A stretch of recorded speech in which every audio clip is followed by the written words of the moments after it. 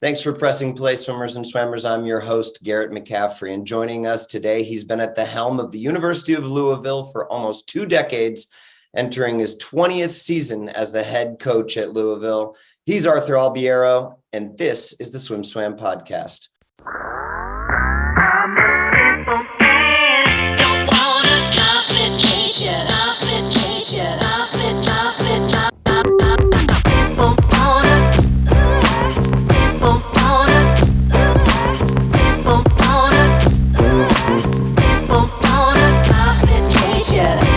Arthur, thanks so much for making the time here early season for the podcast.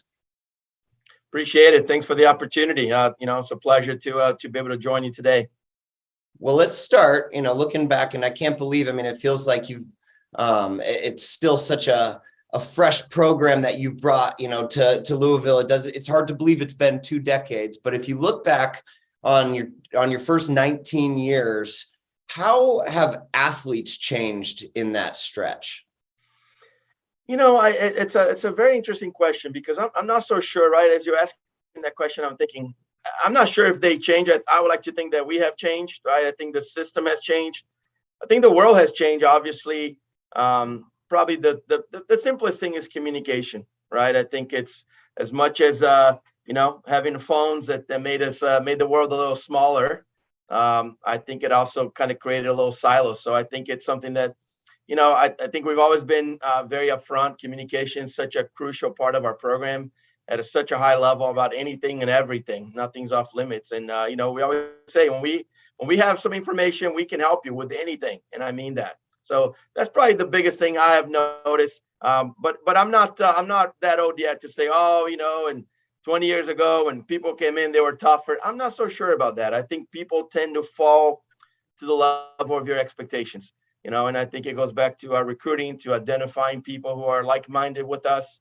We like to think that we're a little bit unique program. And I think, the results show that today, but really how we got there is what makes us unique, So identifying people who are like-minded and are excited to go find out how good they can really be. That's been the mojo of Louisville swimming. How do you do that? How do you identify people who are like-minded, and what is like-minded? What are they like? I think simple things for us, obviously the willingness to think big, I think is probably the biggest thing, and it's everybody can say they want to do well and they want to be good, but really, there's a hard piece that for us, it's hard to quantify. I fully recognize that. And maybe a lot of it is gut, right? From myself, from my staff, from our team, the feedback of getting to understand. But we do our homework. We talk to coaches and we talk to people from the same area, and we try to understand who is this person. It's not really mass recruiting. It's just identifying a few. Just a few that they have a little chip on the shoulder. They want to come and be part of something special and make a difference, right? So it's unique. And it's probably been the beauty of it for me too, Gary. In my 20th season. We're not trying to live up to something that somebody else established. We're creating a new first every single season, and I love that freshness that brings, and I think that the dynamics that creates. Yeah, it's you've seen it with what you've been able to do in results and stuff. Are there any changes in the kind of level of athlete that you've been able to recruit in these 20 years? People, I just talked to Daniel Deal the other day, and he dropped your guys' name as one of the 5 official visits. That's a pretty big deal, getting a big name like that. How have the level of recruits, or I guess the type of recruits that you've been able to kind of get in the door with, changed in 20 years? Well, I think, again, for us, we know this game is a results-driven game, right? And I think name recognition. And even though we've been around for 20 years, the reality is really, right. And I think it's important from a background standpoint, and I don't know if you're going to ask me this, but I'll get there. When I first got here, and true story, I never thought I was going to be here this long, but the program was alive and was on life support. And, we had a half a scholarship on the men's side in 2003, 2004 season. That's what we had. And we had 3.8 on the women. And so, humble beginnings, we had one assistant coach, a part-time diving coach, and a 6-lane, 25-yard basement pool. That's what we had.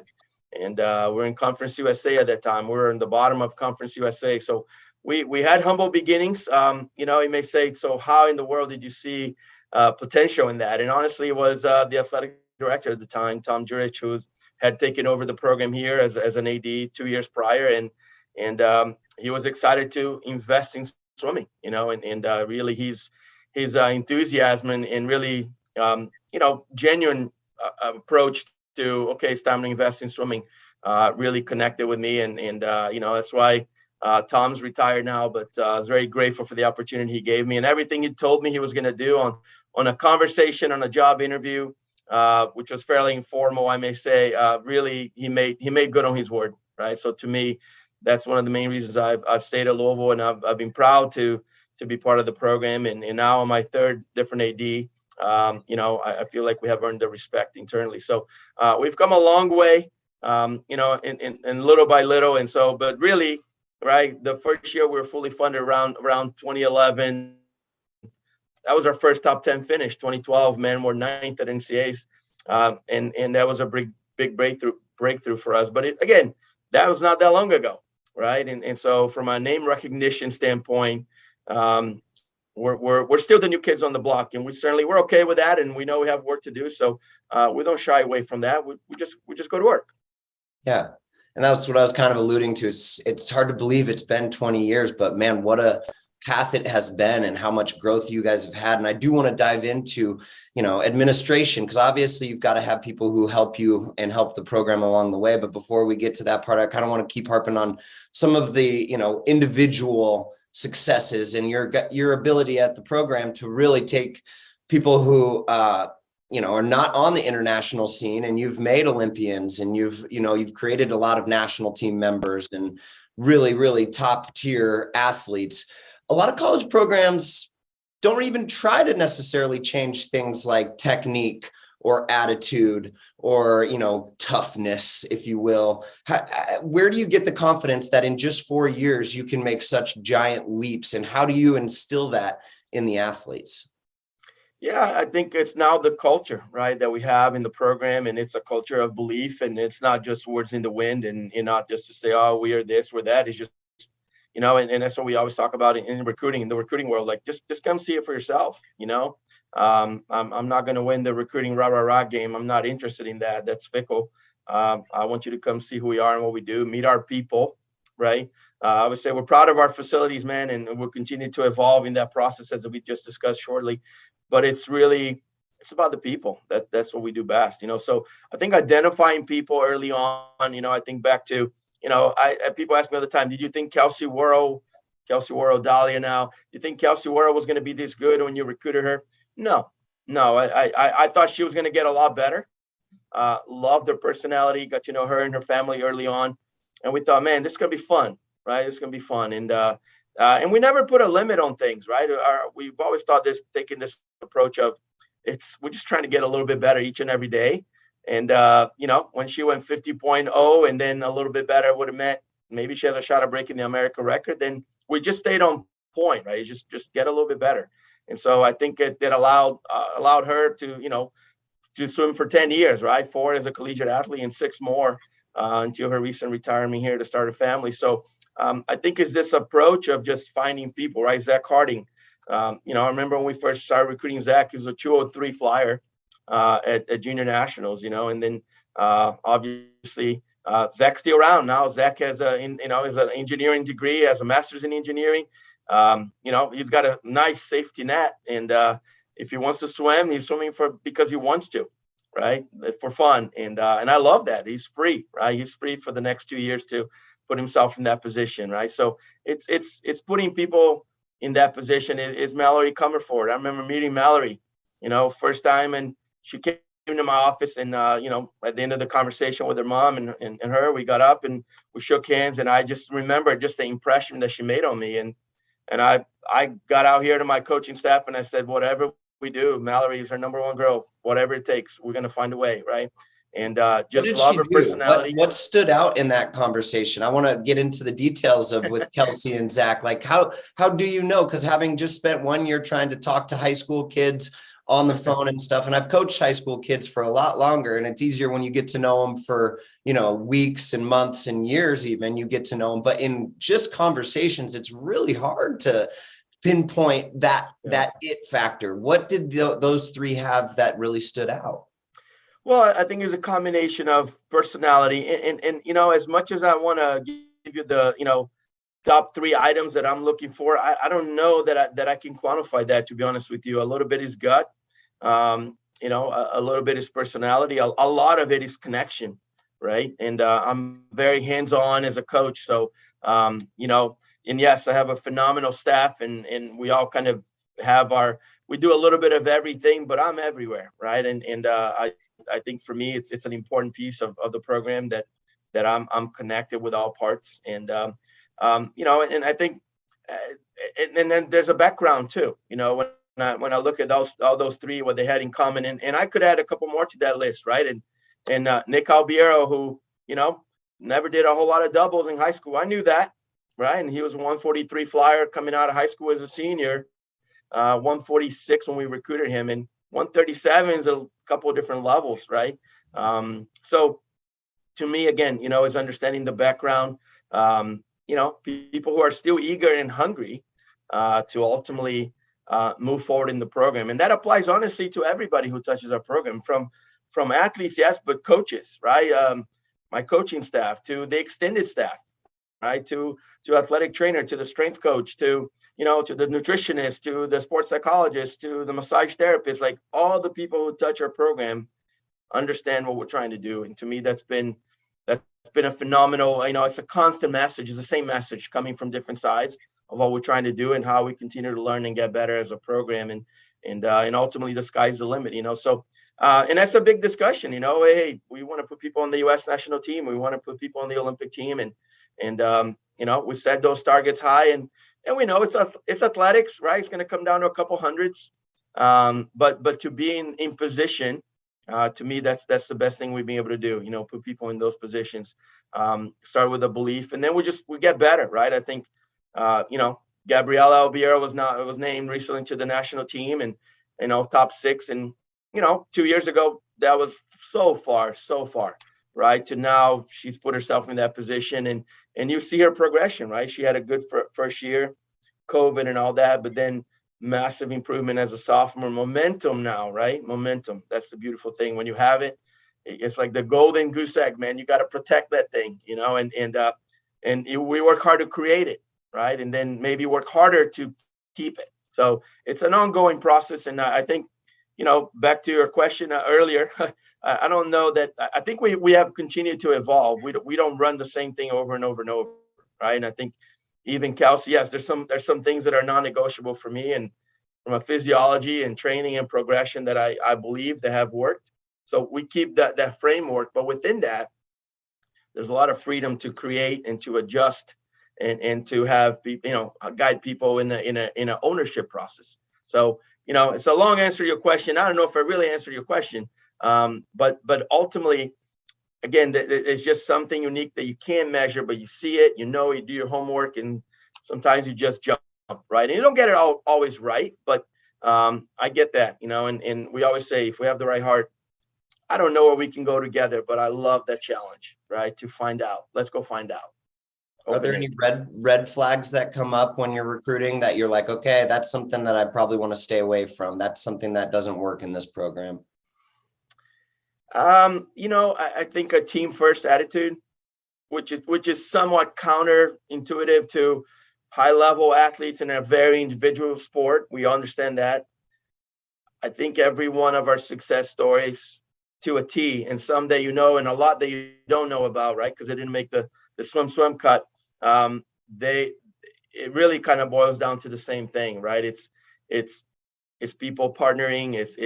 Is this concept of team first attitude. I think I'll give you a little side note. In 2012, we went to trials.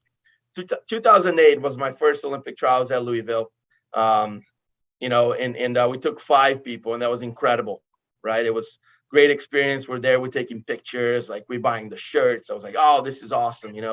We came to trials, man. What a great experience. Well, we came back from that and we're like, wait a minute, we can do better than that, right? So let's let's think about bringing a bigger group, right? So in 2012, I think we had something like 16, 18, and we went in and it was completely broken down, budgets, and we're committed. We pay for trials. It's a big budget item for us.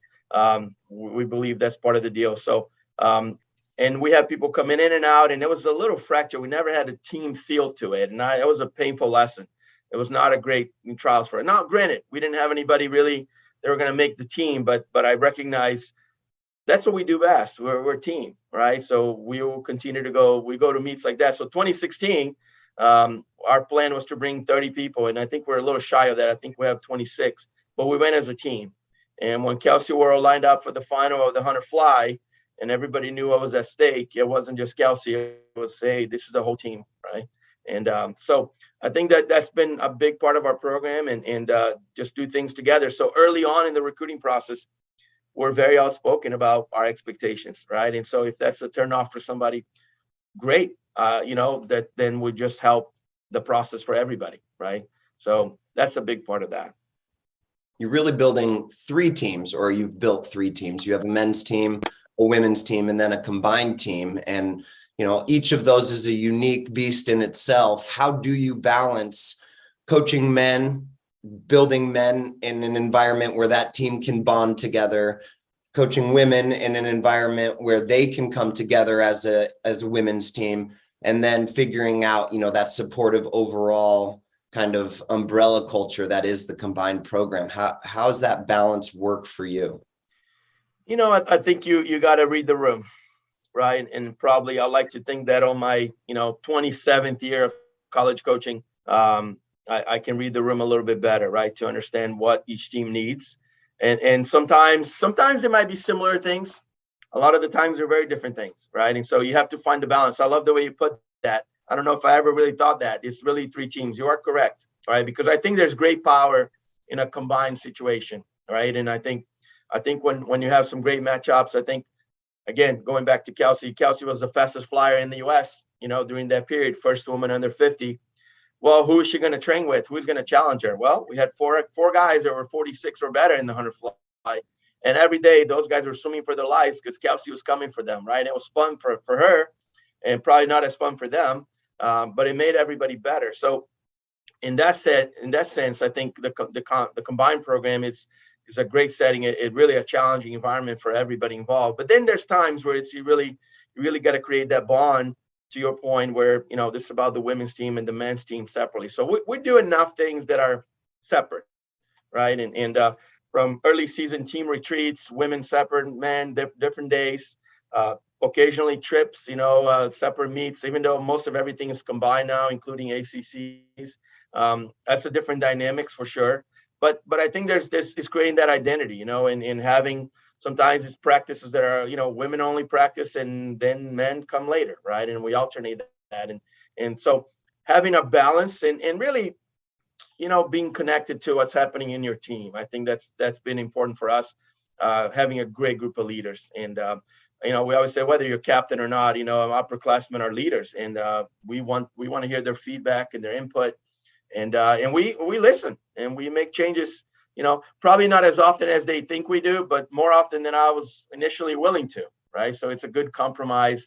But I think that's the most important thing is when they own that, right, as a group. So when the women's team comes in and say, hey, coach, it's time for us to do a little women only practice. We got to address a couple of things, or we really want to work together that day. I'm listening, right? That makes sense to me. Yeah, it's got to be kind of a fluid situation, I'm sure. You've had your own kids in the program, which is pretty unique. And I think it says a lot about the family atmosphere that you promote and live. Was it always the plan that your kids, I know that your wife was a successful swimmer collegiately as well. Was it always the plan that they would be involved in the sport? Not at all. I think knowing the sport, this, Gary, you've been through it. As a parent, what that means, right? The commitment that it takes in our sport, the time, the effort, the energy, the ups and downs. Swimming can be a very tough sport. So early on, the only thing we wanted to do early is water safety. and really make sure that our kids were safe should they fall in the water, should they, those horror stories that you hear about drownings, that's silly, right? That does not, it's such a simple skill.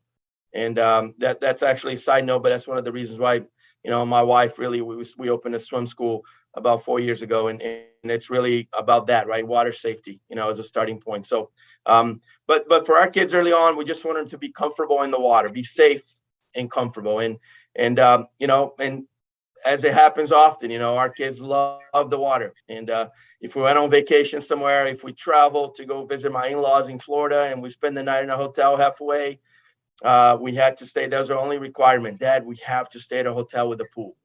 And we would stop at, sometimes it'd be like 10:30, 11 p.m. The pool is technically closed. No, we're going for a swim. Our kids just love being in the water. So, we try to respond to that. We expose them to a lot of different things. And I have a third son. My oldest son is 27, and he was the pioneer really to coming to the program. He's my warrior kid. He had some massive health problems early on. He had a hip replacement at age 14. We went through it as parents. We spent 30 days in the hospital with him and lived there. We just lived in the hospital. It was crazy. And amazing support by this community in the city of Louisville. So many people came to support us and help. And so, he chose to come back to swimming for different reasons. He was out of the sport for a long time, came back a little bit towards high school and wanted to swim in college all of a sudden, and became a new thing, and worked hard to get into it. And I was pretty brutally honest with him. I took him to a breakfast before he was trying to make a decision. Like, I painted the worst possible scenario, and he's like, okay, I can deal with that. Right. And he was a walk-on, and he came in, and man, he battled. He got a lot better. And it happened that we just had a ton of freestylers during that period of time, and he never really got on the relay. But he'll be the first one to tell you he had a phenomenal experience and really got to probably the best thing for me, right?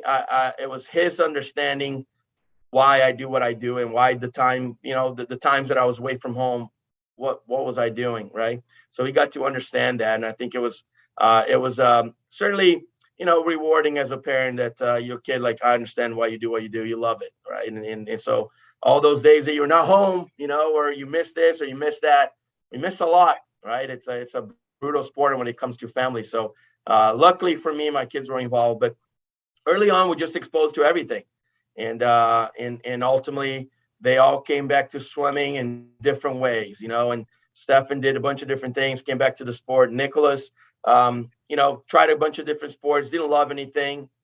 Violin was his thing. He was a great violin player, and really kind of split time between swimming and violin until he got to a point where his high school teacher tried to squeeze him and put him to move to first chair, and he had to make a decision. He had to go on Saturdays, and after school he's like, no, then I'm gonna go swim. Right, it was his decision.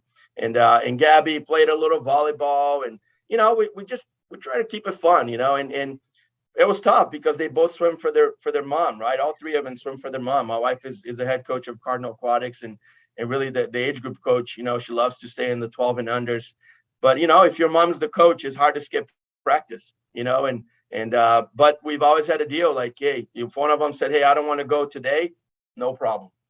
You do what you need to do, right? But what else are you gonna do instead, right? We always had this, and you don't have to swim, absolutely not, but you got to do something. Right? We want to do some kind of activity that helps you grow and expose you to other things besides the formal, classroom education. I believe in sports, obviously, but, we wanted to bring them to it. So our early goal was just to expose them to the water to be safe. And then, of course, one thing leads to another. And, and here we are. And I credit all three of my kids because they are the ones that had to adjust to my world, right? My role as a head coach, I'm the head coach. I have to make some tough decisions, and people are gonna, sometimes in the locker room after a tough practice, and the vitriol might not be the most positive about the head coach, and they had to be prepared for all that, and so they did a phenomenal job of separating things. I got a great tip early on from Greg Troy about one of these kids. I think was roommates with Ryan Lochte, and they had a pretty strict rule, like, no, I never want to know anything.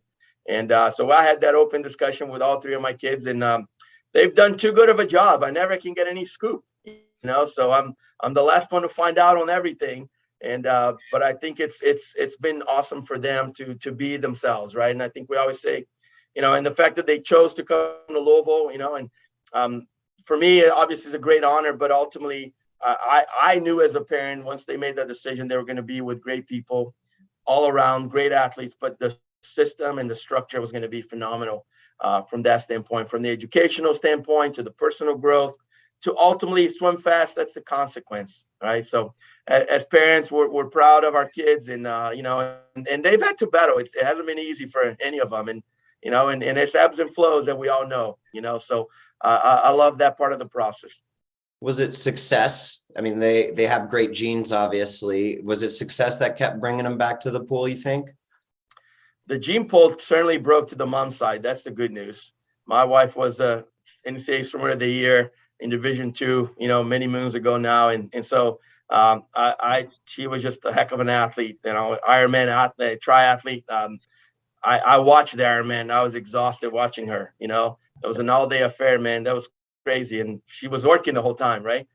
So that's who she is. But ultimately, I think it's they probably had a little bit of success early, but the thing that keeps people in swimming early on, it's not the medals, it's not the times, it's the camaraderie with the group, right? It's like you bond with a certain group and you grow together. And I think both Nick and Gabby, mostly Gabby, really even more, had a little group of girls that they grew up since they were like 8 years old, and they grew up swimming together all the way through.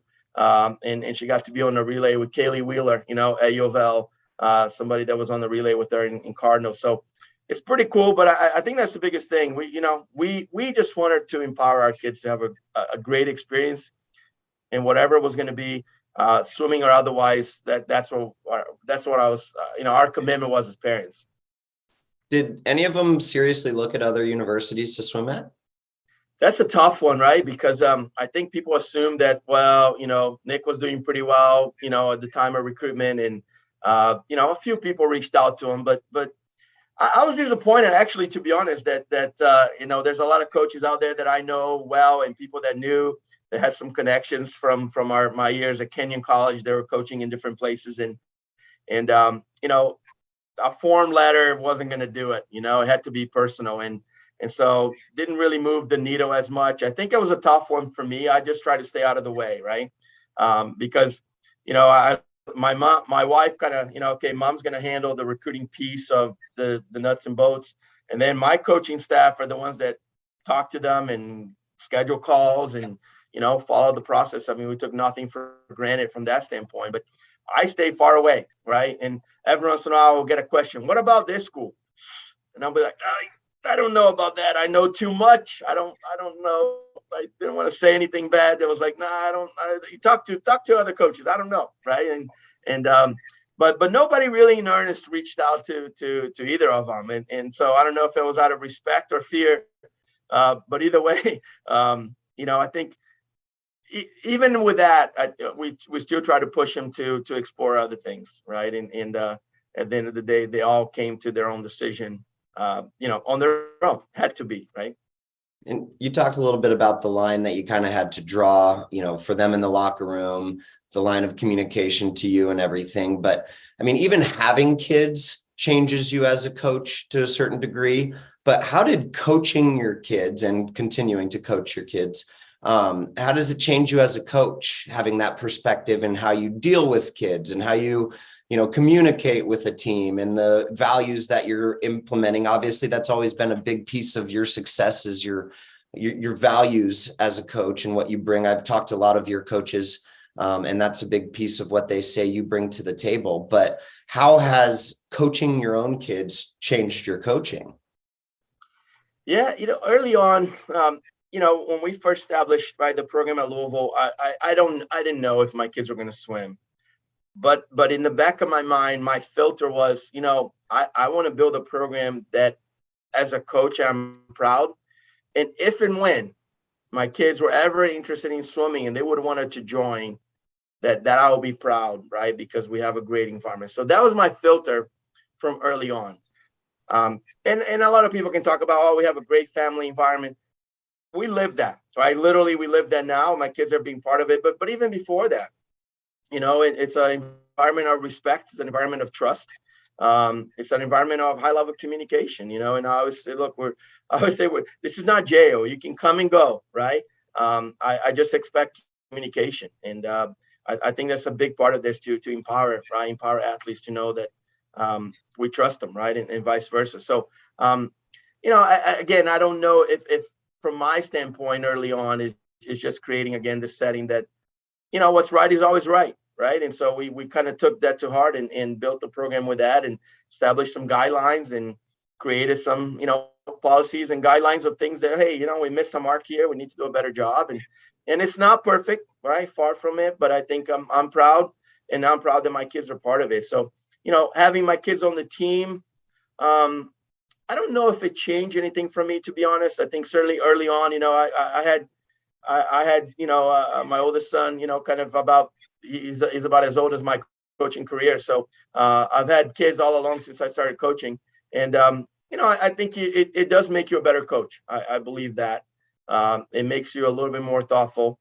It makes you a little bit more patient and really understand, right, that the message you're passing, it's not just about what I'm saying, but how is it going to be received? And I think that comes with a little bit of wisdom as a coach and a little bit of time. To be able to recognize those things and say the same thing 6 different ways until you get them to understand what you're saying, and that's the beauty of having a coaching staff that brings so much different dynamics, that, and we speak the same language. And, for the longest time, we've had a really consistent staff for 9-10 years. It was the same staff. And now we've had some changes, and quite frankly, it's been awesome. It's been fantastic, right? New energy, new ideas. It's been a big plus. So, it's part of learning and adapting. That's real life, right? I think for all of us, we have to continue to adjust and adapt. And I think for the athletes, if they have that mindset early on, this is a life skill, right? That you're going to be willing to be open to learn, adjust, communicate, adapt to different changes, and being flexible, right? Such an important characteristic in life. For sure. And I think that's a big piece of what kids teach you. It's the process of letting go of control to a certain degree. And like you said, it's not jail. They have the freedom to come and go as long as they're communicating. And, the further you get along, the more you realize you're not in control of every single piece as much as you want to be. So it makes a lot of sense in that frame. I kind of want to keep on that. Like, how have you evolved as a coach over these 20 years? And you talked about having a staff that keeps you fresh with new ideas, but how do you learn and keep things fresh after 27 years of coaching? Yeah. And, I think it's, we all go to ebbs and flows a little bit of part of the experience, and I think, I'm very driven, right? Personally. And I always use this, a couple of different things along the way really kind of changed the course for me and in my motivation and to prove, I'm not trying to prove anything to anyone, but to prove that we can build a program in an environment that has zero history, right? We're still in that mode, right? We're still proving, and now more than ever, I mean, our athletic department has been fantastic. I think our women's programs were top 10 in the country in terms of all sports. And it says a lot about, the environment. And volleyball went to the final game. They were running up at NCAAs, and field hockey was top 4, and women's soccer had been in the Sweet 16, and women's basketball Final 4. And it's like, man, this vibe is amazing here, right? So it's part of that. We got to keep our, we've earned some respect, and I tell them, like, if swimming was basketball, you put a statue for us, right? Because in 7 out of 8 years, when the Elite 8, right? If this is basketball, you have a statue, right? A Final 4 finish, right? We have a trophy. We're a top 4 NCAAs. So, but it's, to me, is the consistency of how can we continue to be better? And it sounds so simple and cliche, but I don't, right? To me, that's what I would say. Look, I've been doing this for a little bit, but the fire maybe is burning, stronger than ever, right? This season. And I feel like it's always a great challenge, to take a new group and how can we develop, right? This bunch of no names, right? How can we develop this crew and have them show up when it counts? So I love that challenge. That's what motivates me. That's my passion, right? To watch people do some crazy things, maybe beyond even what they believe. And, and that's a lot of teaching that goes in that, right? And and a lot of reaching out, a lot of connecting, a lot of guidance, but you got to challenge them too, so I'm not afraid to challenge people and be upfront and honest. That's the thing I've learned a long time ago, that no, man, I try to be as upfront as I possibly can. um, you know Sometimes I may not sugarcoat it, right? But there's different people that can handle certain deliveries. But no matter what, I try to be upfront and honest, right? And if it's good, I say it's good. And if it's not good, I say, okay, that's not good. We got to figure it out, right? But no matter what, it's in a partnership mode, and I think that's important for the athletes to know. Hey, you're not doing this for me, right? I'm here with you, but you're not doing it for me. What's something new that the program is doing this year, or you've changed in the last 2 years, that has kept it fresh and something that you're excited about with this group? Well, I think we sometimes, even within the framework, we're always looking for different things that can be a little bit better. I think that this year is unique in many ways, right? I have two new coaches that are bringing a lot of different ideas to the table. That was definitely an exciting piece for me. But then, we're revamping the schedule quite a bit, so it's honestly, again, going back to old school, I'm taking an extra morning off, right? Friday mornings normally was a day we did some work, and we're taking Friday morning off. Part of it is, I feel like for the most part, it was good work. We're still doing some of the work, the meat and potatoes of the work that fit in there.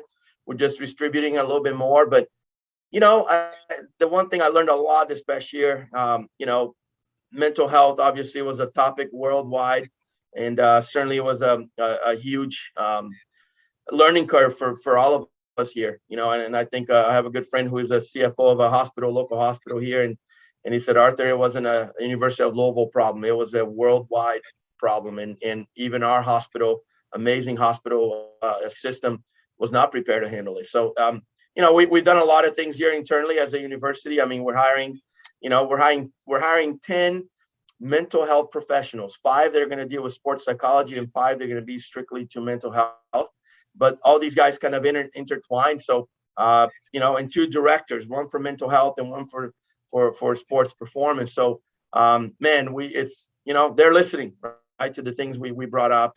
And so I feel like the support, again, continues to be second to none from that standpoint. But changing the schedule has to do with a little bit more sleep, right? Sleep and mental health, or lack of sleep and mental health, are highly connected. Well, 6 a.m. practices are not the most conducive, right, for sleeping. So what can we do about that? Well, 8 a.m. classes don't change. They're still 8 a.m. classes. So, can we be smarter? Can we be more effective? And I think that's one thing we learned during COVID, right? I mean, we had massive limitations on training and what we could do, and yet, we had a phenomenal season. We swam fast, right? We had a great year. We won our first NCAA title on the relay. Our second top 5 finish out of the 3 years. It was a great run, from the team. So I think it's just part of, again, adjusting, understanding what's the new reality, but paying attention not just to what's happening here.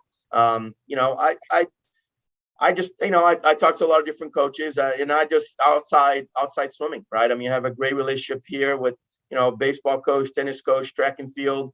And so there's a lot of information that I feel like we can exchange, that we see trends, and we can borrow ideas from each other, right? And I think that's been a big part of this. So does that mean you guys are only doing 2 mornings a week, 2 doubles a week? We're doing Monday morning, Tuesday morning, Wednesday morning is off, and then Thursday morning. So we still have 3 doubles. We used to do 4 all across. Sprint, distance, they just look different. Some of those are powered mornings, but it's still morning, right? And we always pride ourselves on being ready to swim fast in the morning. So that made sense to get up and go fast at 6 a.m. But, we're going to try, right? We're going to try something a little bit different here. And I think the reason I know is the right thing, Garrett, because when I announced it to the team, I saw the excitement, not because they're trying to get away from work. That's not what this group is about, but understanding that, man, that there's a recognition that this is going to make a difference. It's important, right? And so I like that. I mean, I like, my number one role, I feel, is to empower, right? I'm an educator. I'm a teacher. My number one role is to empower these kids to be grown adults, right? To make their own decisions, to to know what they need to do, who they are, right? I'll go as far as, I'll meet warm up, do you give, no, at a championship time, you do your own meet warm up. We spend all season building, right?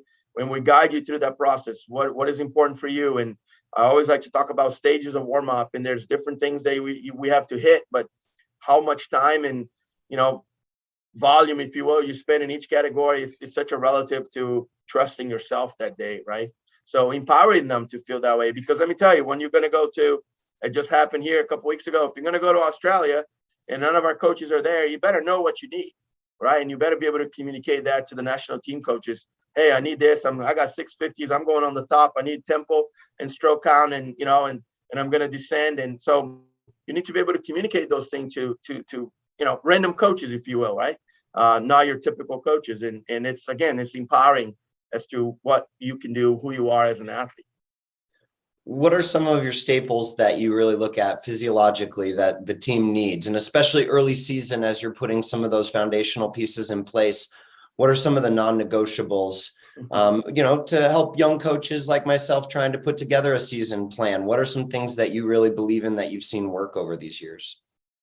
Well, and look, physiology is physiology, right? No matter how much people change, I have a master's in physiology. That's the way the body works, right? The body's not different today because we have, X, Y, and Z different things going on. I mean, so how do you prepare the body, right? And I think if you look at our team, we're not typically the dual meet champions, far from it, right? I'm okay with that, right? Because you look at what we did this past year, the women certainly, seeded 12th going into NCAAs and finished 6th. We just swim better, right? But that's a decision we have made for this season. That's a decision we already have made 2 weeks ago at our team retreat, right? And I think the team understands that. So, we're going to work, and we're going to work through dual meets. I mean, I expect us to swim fast and be competitive in a dual meet, but it's part of the progression. The dual meets fill into the kind of the overall progression. So to me, there's still got to be a component of fitness and aerobic development. I think probably fitness more than ever. The game has changed a little bit, especially short course. You can see how athleticism can make up for a lot of things. Long course is still about swimming, right? It's you got to be a good swimmer to swim long course. There's no way around that. And so there's a fine balance, which for us, again, I believe in long course training. So, that's one of the benefits of having, a standalone athletic department facility for swimming. Like, we dictate our schedule, and we swim long course pretty much year round. It's never, for me, people ask, oh, how's the transition to long course season? And I'm always baffled. Like, what do you mean? Like, it's not really that different. We have a great balance of long course, short course, and it's consistent. In the long course season, in the summer, we still have some short course power work that I think is really valuable. So finding that balance of what works for you. Probably at one point I was all about long course, and then we found that if we can find a balance, I think it keeps things a little bit fresher too for everybody. But we keep that component, right? I mean, Monday mornings long course, Thursday mornings long course, Saturday mornings long course, no matter what's happening, right? We've in an Olympic year or an important trial year, we'll run a long course practice from 6 to 7:30, and then a short course practice 7:30 to 9, something like that, right? And we adjust to people's schedule, or we flip flop. If there's more people that need short course is early, and then we switch the pool to long course, and then we switch back. So we're not afraid to move our pool around, and we have good support here internally to be able to do that. Can you give me an example of, this morning, if you guys did long course, I know, and I kind of want to get to the transition that your pool's going through, but I want details, Arthur. I want to know what you guys are doing and what that fitness means to you, especially early season, week 3, trying to lay that foundation. What is, either an early, like Monday morning, or good long course set that you guys have done in the first 3 weeks here? Yeah. And I mean, and again, this is unusual season. That's another big change, right? Because right now with our pool under construction here, and it was a planned maintenance, and, when do you ever find 6 weeks to shut a pool down? So we had to pick the lesser evil, which is, into the summer. I know there's some pools in the vicinity that I can use. Any other time, it can get really tricky, So we're okay with that. I'm good for the team to start with swimming outdoors. It's fun right now. First couple of weeks, we got to use the quarry at Lakeside Swim Club. They're very kind to work with us, and and we swim some long course there. It's a very unique pool, and there's currents everywhere. So, times don't mean anything there. You're just swimming, and it was a good experience to change things up early. So we have certain markers that I follow. Old school. I swim for Ernie McGlisco my freshman year, and I am that guy. My wife always calls me a swim nerd because I am that guy. I read swim books, and Ernie wrote a lot of books on theory, and I, before we go into taper, I go back and I read the taper chapter, right? Chapter 11. And, just to make sure my plan's correct and I'm not missing anything. The things that I'm paying attention to are, in fact, the things that should be there. And, I believe in that, right? And so even though my gut, and after doing this for a little bit, you have a pretty good gut, and I'm not afraid to use that too, right? And I have this plan, and I come in, and I see something that doesn't look right. I'm like, nope, I'm not doing that today. We're going to change it. We're going to save it for tomorrow, or we're going to scrap it. Like, it doesn't make sense. And so I think being willing for that, I think, we base it on the old school, John Urbanchak kind of variation, Jim Steen, my early years at Kenyon College. Jim kind of had his own color chart. I was a play of Urbanchak's and kind of the 8-3 red zone, that threshold work. I mean, I base a lot of everything we do. It's off of threshold, up or down, right? So that's kind of the common denominator, and then we go up or down, depending again who you are and what you do. You go further up or you further down, right? And it's part of that process. But I think especially at this stage of the season, things are fairly general. Our priority right now it's really fitness, and it's a lot of things out of the pool. So we have two sessions that are with our strength and well, his official title is a performance coach. Coach Jason was being with us for over 17 years of being working with swimming. That's unusual, right? To have a guy who truly understands the sport and who's a difference maker, and now he's the director of Olympic sports performance. He oversees, all the Olympic sports, but the only sport that he's hands-on with is swimming. So it's a great, it's an honor, no question, because this guy is legit, right? He gets the sport, he understands, and he, it's about bringing different things to the table. So 2 mornings a week right now, that's the only thing we're doing, right? Is that it's an hour and a half of just, it's Coach Jason special, right? And there's a little bit of everything you can think of. I think that's part of the fun. It's, again, there's some blocks that he builds on, but they look different, and it's really about building team. I think that's an important piece for us too, doing a lot of work as teams. So there's some little different things, activities in there that he throws in that are kind of silly and simple, but require very good team precision. And he's a stickler for it. So he holds them to it. So, but to me, again, I'm a little bit old school when it comes to, man, if you have a good aerobic base, right? Because look, aerobic base is also the foundation for long course swimming, right? And goes back to what we we're talking earlier. So thinking globally, how we're going to get kids ready for, trials in June next year. Well, that process, has already started. It's a continuation. But the work that we're doing now, it's about that ultimate goal, right? Yes, there's NCAAs along the way. Trust me, I'm a collegiate program. I get that, but it's one of the things we're focusing on, but it's not the only thing. And I think that's different, right, than a lot of places out there. So that's our focus, is to put people in position, and they got to be crazy enough to believe they can. What's the next step for Louisville? You guys, like you said, crack the top 5, crack the top 10. You've been building this from what was, very limited program when you first got there in Conference USA to an ACC powerhouse. What's the next step for Louisville? Oh, I think it's a little bit more consistency, right? I'm aware of that. Can we be a team that's literally in the mix for a top 4 finish every year, right? Nothing to do with the other teams out there. Great respect, amazing coaches, good friends. We're just trying to do us, right? We're just trying to be the best Louisville that we can be. And sometimes, we know we can't control what anybody else does. So, I don't like to read SwimSwam because I don't like to know what everybody else is doing. My energy has to be on my people, right? And I'm not that guy who's paying attention. Oh, did you see what somebody went in a dual meet elsewhere? I don't care, right? I don't care. My staff knows, like, don't even bring it to me. It's not a point of discussion. I don't care. And I don't want the team to be worried about that, right? I want the energy to be on what can we do today. to continue to get better, right? And I think it's easier said than done sometimes. You guys have a lot of followers, and as you should, right? You guys do the really good work, and so but I think it's again staying focused on the task at hand. Sounds so simple and silly and cliche, but what can we do today, right, for this group right here, right now, to give us a chance to then, be in that position to fight to be a top 4 team every year, right? And again, no disrespect, on much of the contrary, amazing respect, right, for some of those programs that have been there for a long time. I mean, but we're still the new kids on the block, right?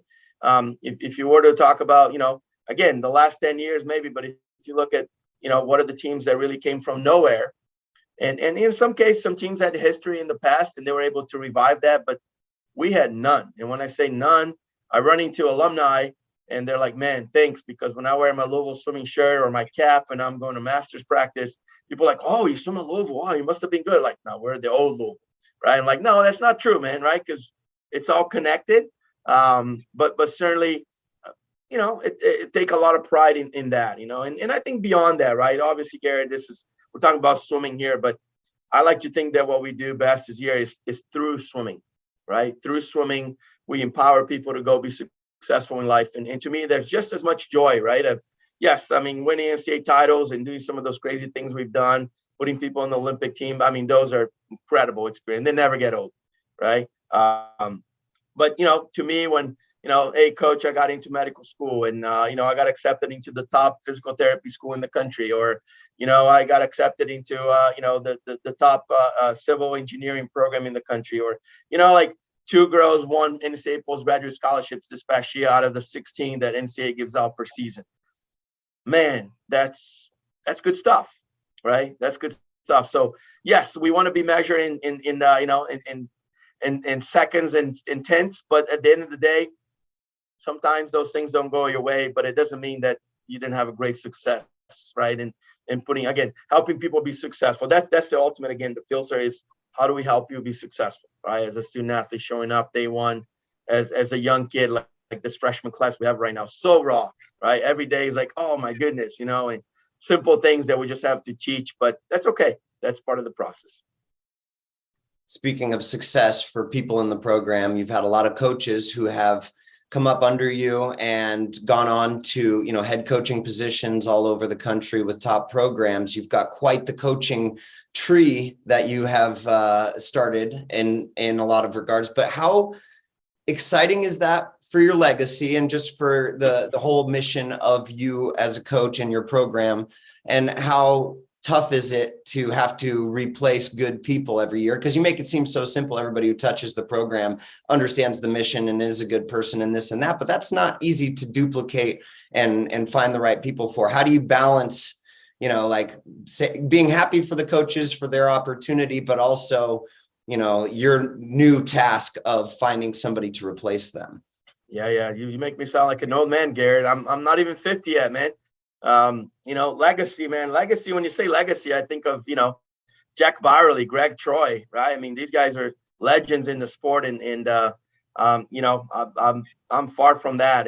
I think I don't think so. Arthur. You better get used to it. You better get used to it. I'm proud. Being legend in the sport. So, and I respect the heck out of the fact that you're not even 50 yet. So that's great perspective for everybody. But your results and your coaching tree speak for themselves. Sorry to interrupt. No. I appreciate your kind words. I think, it's I'm proud. I'm proud of these guys, and we keep in touch. It's a fine line because now we're competitors, and that's the tough part. They know a lot about me and what we do with the program, and it's kind of funny, all of a sudden, like we've always done a team retreat to begin the season. Now Auburn does a team retreat. Oh, Notre Dame has a team retreat too. Oh, interesting how that works, right?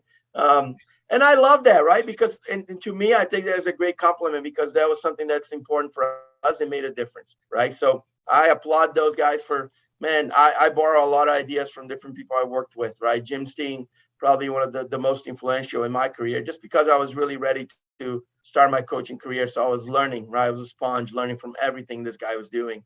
And I find myself, even today, I was talking to someone, I'm quoting Jim Steen, right? Certain sentences that he used. And And I'm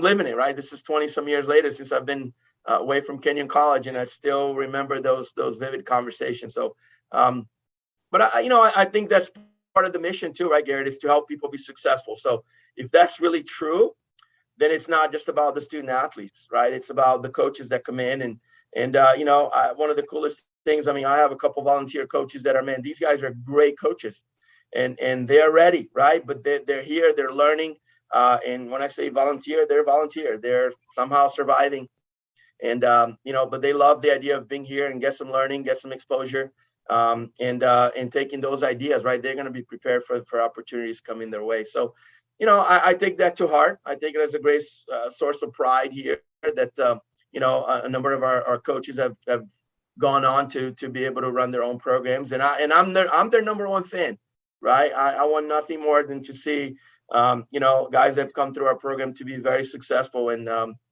good people first and foremost, right? And so when it's all said and done, right, swimming comes and goes, and results are changed from here and there, but the people, right, the relationships that I've had with these guys, and to be able to share ideas still, right? And I think that's one of the things I've always appreciated for Jim. And granted, I wasn't competing against Kenyon College coming into Louisville. It was a little different league, right? But I've always called on Jim, right? And I still do, right? And about different ideas and crazy ideas, or hey, am I missing something? Or sometimes talk me off the ledge, man. And he's been awesome, right? To be available. So I'm happy to play that role for those guys as they go through it, and I hope they know they can count on me, right, to be able to give them some truth and guidance. And I only offer guidance because probably I've made the same mistakes at some point along the way. So I've learned from them, and that's the best part, But I think at the end of the day, it's not, our strength coach, Coach Jason, that talks about this all the time. It's not so much about what we do. I mean, everybody does battle ropes. Everybody does this. Everybody does, the exercise with the internet, everything's posted, right? Everybody knows what everybody's doing. What Adam Peaty's doing for Dryland, right? So you can borrow those ideas, but it's how you make those things fit within your progression, within your system.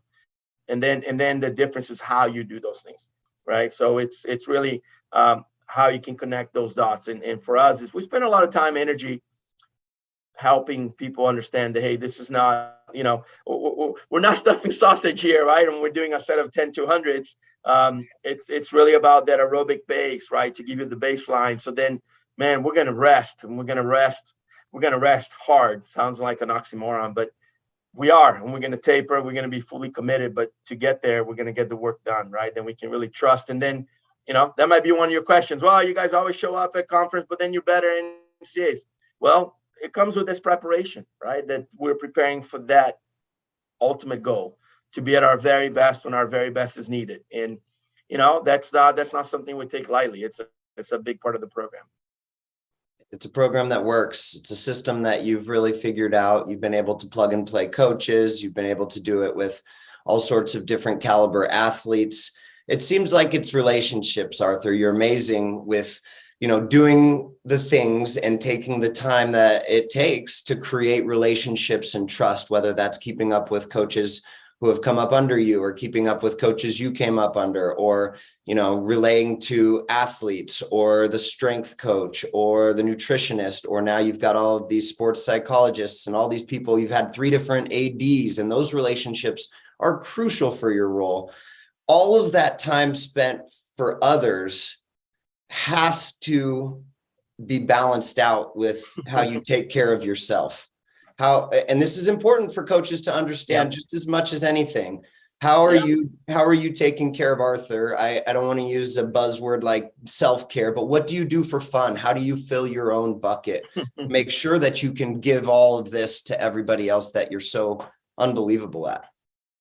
Well, I appreciate the kind words. I think, balance is a relative thing, right? Because early on, look, we had 3 little kids running around, and the schedules were crazy, and they were going to 3 different schools at one point. And, on a typical day, my wife was taking them to school because I had morning practice, right? So then I was like, okay, Wednesday morning, that's my morning. We don't have practice.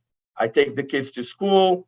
I, go to breakfast with my wife, Sometimes I do a little honey-do list in the home, change the light bulbs or take the trash out like that. That's the morning, right? That's the time that I have. And you find the little things that work for you. I remember, we decided early on as a family that, there's nothing traditional about being a coaching family, right? Where your parents are both coaches and the weekends are absurd, most of the time super hectic, right?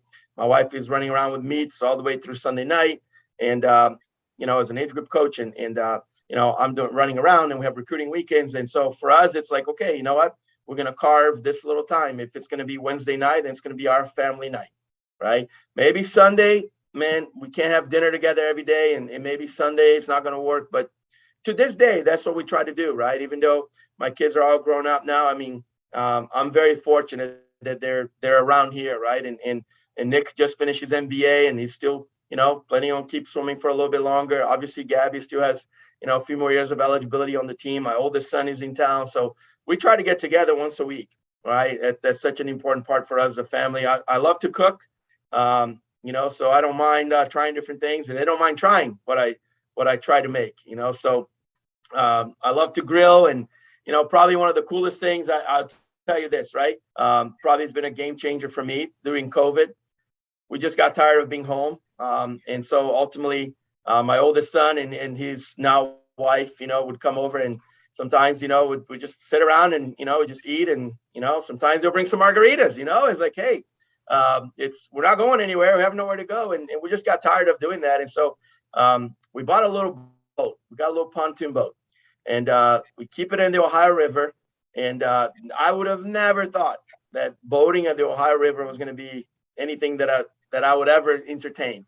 And let me tell you, now we've had this boat for 2 years. Now we're thinking maybe we need to upgrade a little bit, right? But it's that balance, right? I'll give you a simple example. Last night, right?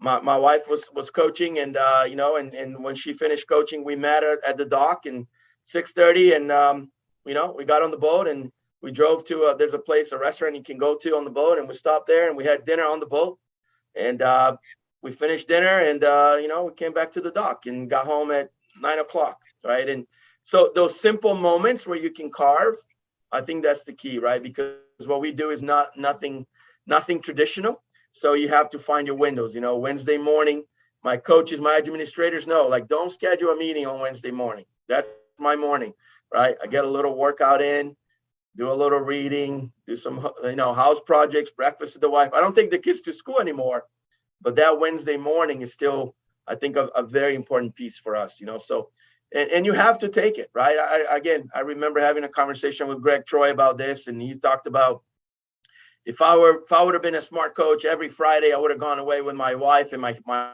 family. It would have made my coaches better because they had to run the practices. It would have made my family life better, right? And I'm like, well, you can say that as an older coach, and I haven't got to that point yet that I'm bold enough to make that move. But I see the value, right? I can see what he's talking about now of, man, we got to find the balance because it's so easy, right, Gary? It's so easy to be, and when you all in and your phone is always on and you're dealing with 50 some athletes, men and women swimming, there's diving too that's under my umbrella, right? And then the staff, I mean, stuff happens, so you're always on, right? And I am, and somebody calls me, I'm on. If it's 2 a.m. and you call me, I'm going to pick it up and we're going to deal with it, right? And so you're right, it's to find the time that you can carve a little time for yourself, right? And be able to communicate that with people around you to also respect that, and my administration appreciates that. My sports supervisors, if she calls me on a Wednesday, she's like, I'm so sorry. I don't want to bother you on your personal time, but we got this one thing that we have to decide right now. I'm like, okay, not a problem, right? But I think that's important to be open and find those windows, and honestly, I'll be very remiss if I didn't mention this, right? I mean, my wife, I married way up, right? She understands the sport. I mean, she loves it all the time, my schedule, but, and now that we're empty nesters a little bit, it's just, she's working harder than ever in the things that she's doing, but the support that I had from her from the early days, I mean, and the kids were saying, oh, why is Dad not here? And she always covered me, right? She always covered me. So I think that's the key, man. You got to find a a superstar partner, and I struck gold, man. My wife, we've been married now coming up on 28 years, and she makes me better every day, and she calls me out. I cannot get away with anything, and I use this analogy often. I learned this at a marriage retreat. Partnership is not 50-50. You try to give 50% of your wife, good luck to that, right? You better take coverage, right? So for me, I got to bring 100%, and it's not all the time, because if I'm not there, then that's a different thing. But when I'm there, I got to bring 100%, and then she would do the same, and then we have a chance, right? And we've been happily married, and enjoying life, and proud to watch our kids, and and continue to build more things. So we're young. That's the good news. And we love what we're doing, and we're just picking up steam. So on my 20th season, I told the team, I said, this is my 20th year, but man, I couldn't be more fired up, right? I got a new staff, was bringing some new energy. They're challenging me in different ways. That's a good thing. It's healthy, right? And I felt like that I needed something like that, and that's the way it played out, right? So I welcome it, and I like to think that I'm getting better. And that's our number one goal this year as coaches. We're going to do our best coaching job this season. That's it. The best coaching job we have ever done. That's our only goal as a coaching staff. And then how do we accomplish those things? So that's what we're working on right now. So, but it's fun, man. It's fun. I love this, right? I always tell my athletic department, I said that the day I lose the fire, it's time for somebody else to take the baton and run with it. Right now I got plenty, but at the right time, I will tell you, right? And I'm not going to sit here and eat bonbons for a year, right? I'm like, it's time to move on. Somebody else needs to run with it, because this thing requires fire at all times, right? It requires energy, and requires I don't want to say leader, but yes, I show up, and I have to set the example in everything I do, right? So I don't mind picking up kickboards and being on my knees and doing lane lines, and set up the pace clocks or set the flags. That's what we're dealing with right now every day, right? A country club pool. So we show up, and we have to set the pool, and it's part of the game. I don't mind any of that. I feel the fire. I feel it still. And it's inspiring stuff. Is there ever any scenario, because every time a big job comes up, and this is my last question, I know I've taken quite a bit of your time, but a loaded question, you're going to throw it. I can't go the whole interview without asking this question, because your name does come up. Anytime there's an opening in college swimming, your name comes up. How close have you ever come to maybe looking at another job, and what would it take? Like what could possibly pull you away from this amazing program that you've built? Yeah, over the years, you think 20 some years, I'm 19 years completed at Louisville. There were a couple of things early on that caught my attention, and there were a couple of things, some big name programs that we had some serious conversations. I think, for me, honestly, the more I looked at those things, like, and really, right, I was always honored when somebody reached out, and the first thing, right, I go to prayer, man. That's such a big part of my life, so it's like, I want to be thoughtful. I want to be, I pray God puts a neon sign in my yard so I don't miss it, right? That's the kind of, focus for me. So, but to me, there were a couple of things that came up that were, if I was to tell you and say, why didn't you do it? And I would tell you, I just felt, for me, I didn't want to go somewhere to live up to something that somebody else has already established, and we're just trying to recreate that, rebuild it. That's not as exciting for me. I love the challenge of, can we find a new first this year? Can we come up with something that we've never done before? And to me, that's refreshing, right? I love that, kind of battling the odds too, right? Because it's just the nature of what we do here. So, and then there's a sense of pride, that I think once we built something and you saw it from the beginning, it's a little bit like gardening, in the early days, man, it's a little bit dirty. You got to get down there, get in the mud, and it gets a little dirty, get some dirt under your nails. Like it's tough, right? It was a period of 3-4 years of trying to set things up. And that was probably the toughest stretch. And then just kind of start establishing the culture. And then all of a sudden it's like, well, wait a minute, I don't want to leave now. There's so many things we have yet to accomplish here.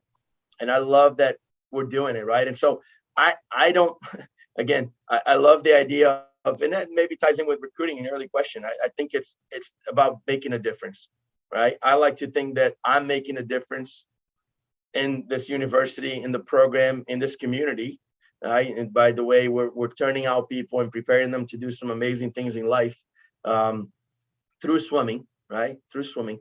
But at the end of the day, for me, there's a pride of who we are, and we are Louisville Swimming, and we're very proud of that. So, it's an exciting time. It's you never say never, but here's the deal, right? I mean, a few years ago, they offered me a lifetime contract, and I signed it, right? And that's my plan. So, we're excited for the things that are to come here, and we have a new athletic department and new AD who's very supportive, understands our sport. Has been a friend for many years, and so to me, it's like I'm excited for this new beginning here, of what we can do together again. So, I'm a focus on the task at hand kind of guy, right? And we love it here. Louisville's been a fantastic place to raise a family. Our children, have grown up here. They love it. It's Louisville's a quirky city. People, even if they go to school elsewhere, everybody comes back to live in this city, right? So everybody knows everybody. Is a big little town, and no professional sport. So, I was listening to the radio driving in after the morning practice, and it's the radio guys are talking about, yeah, football needs to do, but man, all the other sports are doing great. And swimming, man, swimming is rolling, man. We got, right. They're talking about our sport with great respect on the radio in the community. So to me, that says a lot, right? We're the show in town, right? And I love that for our athletes, for the opportunities that creates. So, it's long answers to your question, but I hope I answered it. But we love it here. It's a beautiful place. If you want to find big time, big city stuff, you can. Broadway shows, right? And my wife loves to go to those. But if you want to put your boat on the Ohio River, you can do that too. And if you like horses, man, there's no better place in the world, right?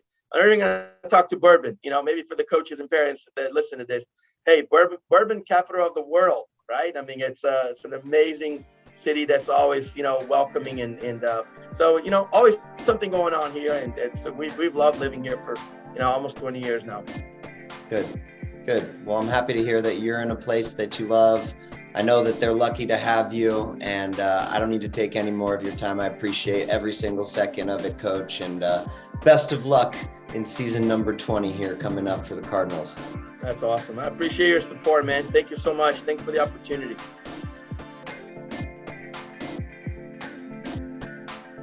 You've been listening to the SwimSwam podcast. Stay tuned for new episodes every week. You can take SwimSwam podcast on the go by subscribing on your favorite podcast platform. Look for links in the description below, and be sure to subscribe to our YouTube channel for more videos as well.